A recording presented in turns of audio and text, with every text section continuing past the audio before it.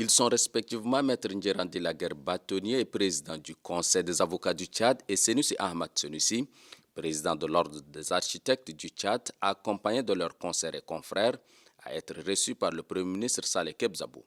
D'abord, l'équipe du barreau du Tchad est venue à la rencontre du chef du gouvernement d'Union nationale pour lui exprimer sa reconnaissance et sa gratitude pour son appui qui a permis à la réussite de la rentrée solennelle tenue du 15 au 17 mars 2023, couplée au 25e anniversaire du barreau du Tchad. Cette audience a été une parfaite occasion pour Maître Ndjerandi Laguerre et ses collaborateurs d'évoquer avec le Premier ministre d'autres sujets liés au fonctionnement de l'appareil judiciaire. Nous avions été reçus par le Premier ministre, nous lui avions exposé la situation et également avec le projet d'organisation de cette rentrée. Et donc le Premier ministre et le gouvernement dans son ensemble, et puis lorsque nous avons été reçus également à la présidence, eh bien, donc, il y a eu cette mobilisation pour apporter un appui au barreau pour la tenue de cette rentrée solennelle couplée de 25 ans. Donc pour nous, c'est un moment pour venir dire merci au Premier ministre et au gouvernement dans son ensemble. Nous avons à l'occasion remis officiellement le rapport de cette rentrée solennelle couplée de 25 ans et aussi remercier le Premier ministre pour sa participation, la participation du gouvernement également à cette rentrée. Juste après, l'équipe de l'Ordre des architectes du Tchad, conduite par son président, Senussi Ahmad Senussi, fait son entrée au cabinet du chef du gouvernement d'Union nationale, Saleh Kebzabou. L'audience entre le Premier ministre et les membres du bureau des architectes est axée sur quelques points en lien avec le fonctionnement de leur ordre.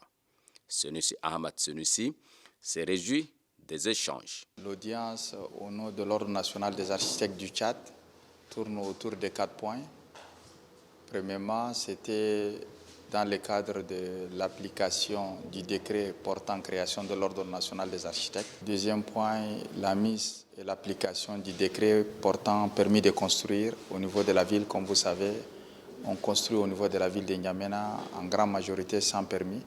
Et à ce titre, les maires sont interpellés pour sa mise en œuvre. En troisième lieu, on est venu demander le soutien du chef du gouvernement dans la mise en circuit administratif de la loi sur l'architecture qui permettra à ce que l'architecture puisse apporter sa contribution au niveau de nos différentes villes. Et enfin, les architectes sont réunis pour apporter leur contribution en cette période de transition pour la réflexion sur la ville de N'Djamena. Nous, on est venu transmettre également nos préoccupations. On a appris aussi plein de connaissances et on ressort très satisfait et qu'on est disponible et on apportera à court terme notre contribution pour le pays. Disponible à écouter, mais avec une attention particulière, le Premier ministre Saleh Kebzabou, conformément à son cahier de charges, ne lésine sur aucun moyen pour œuvrer inlassablement à l'amélioration des conditions de vie et de travail de ses concitoyens. Mieux, les organisations fêtières, considérées comme des partenaires privilégiés du gouvernement, ne peuvent rester en marge.